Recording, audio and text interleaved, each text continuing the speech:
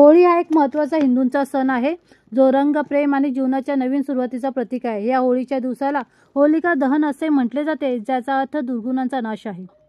नाशिक येथील नाव दरवाजा, दत्तकोट, खैरे गल्ली, घोटकर वाड्यात साधारण 3 पिढ्यांपासून चालत आलेली ही होळी पूजनाची परंपरा अखंडितपणे चालू आहे। या वाड्यात साधारण 3 कुटुंब आज वास्तव्यास आहे।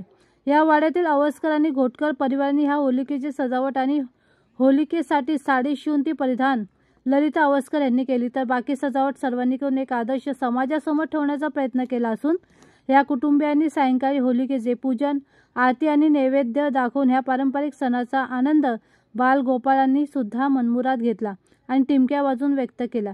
महाराष्ट्र 24 तास न्यूज चॅनलचे बातमी प्रतिनिधी सुनील क्षीरसागर, विंचूर।